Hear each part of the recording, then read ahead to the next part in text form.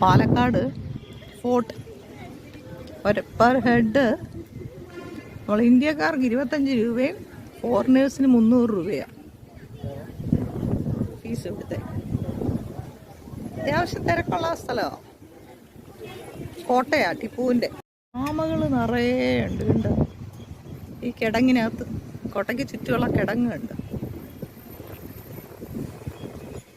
പാലക്കാട് നല്ല ചൂടാണെങ്കിൽ ഇവിടെ നല്ല കാറ്റുണ്ട്. പാലക്കാടൻ കാറ്റ്.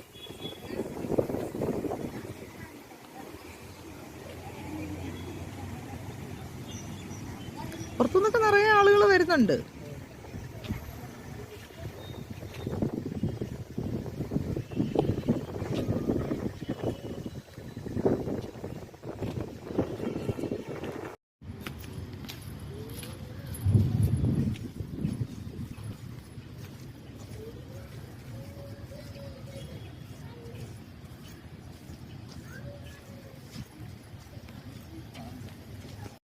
പാലക്കാട് കോട്ടയുടെ ചരിത്രം എന്ന് പറയുന്നത് മൈസൂർ സുൽത്താൻമാരുടെ അധിനിവേശവുമായിട്ട് ബന്ധമുള്ളതാണ്.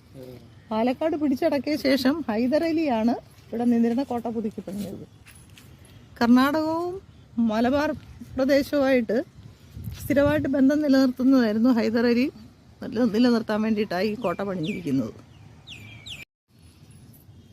ചുണ്ണാമ്പ് കല്ലും കരിങ്കല്ലും ഉപയോഗിച്ചിട്ടാണ് മുഴുവൻ പണിഞ്ഞിരിക്കുന്നത്. വാതിലൊക്കെ നോക്ക്, എത്ര വലിയ വാതിലാണ്.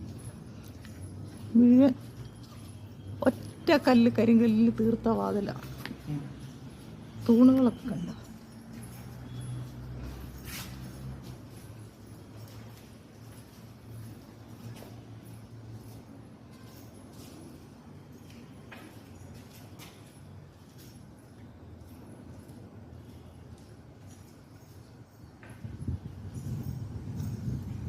രണ്ട് മീനുകളൊക്കെ കൊത്തിയിട്ടുണ്ട്.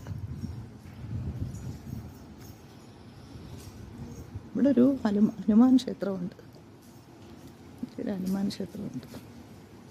അടച്ചിരിക്കുക.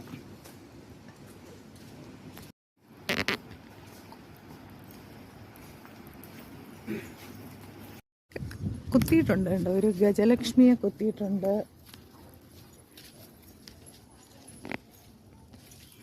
കല്ലിലും എന്തോ ഒന്ന് കുത്തിയിട്ടുണ്ട്. അത് ഹനുമാനാണോ?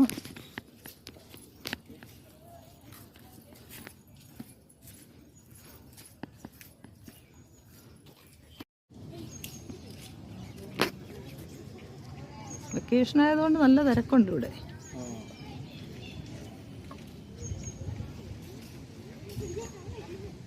എൻട്രൻസിൽ